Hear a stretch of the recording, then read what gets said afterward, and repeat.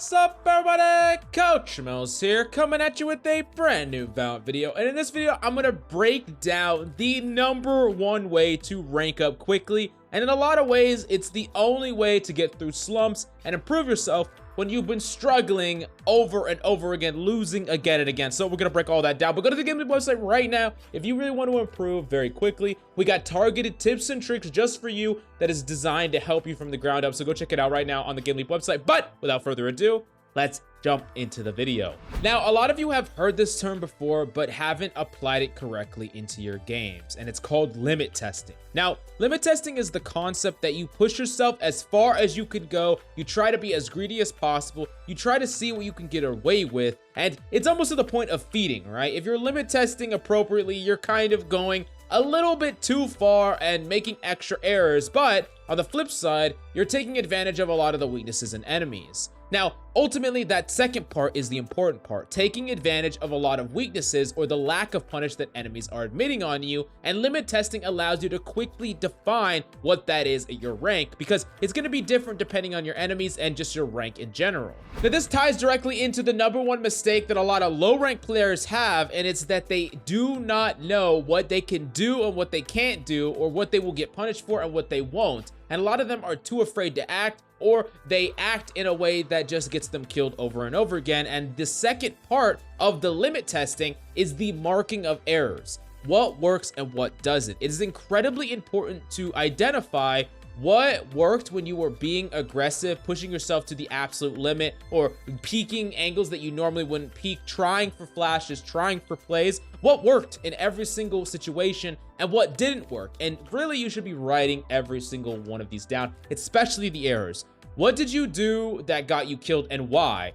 Was it a bad play? Did you actually present this play before and enemies predicted it? How did an enemy predict it? Did they just randomly spray? Was there some reason they randomly sprayed? Maybe you didn't aim well enough when you peeked out. Maybe you peeked out on multiple enemies, you had no information. There's just a lot of little things that you can kind of put on paper and say, if I would have done this differently, or this is the reason why this play didn't work. Now, the great thing about this method to rank up is, one, the limit testing allows you to push your impact level to the absolute max. No complacency, no lack of confidence, and you're not leaving value on the table, too afraid to do anything, and you're just really kind of hiding on point, right? But the marking errors prevents you from feeding over and over and over again. And it's really easy to identify errors because it's when you die. And it's very, very important that you are specific about the reasons that they didn't work.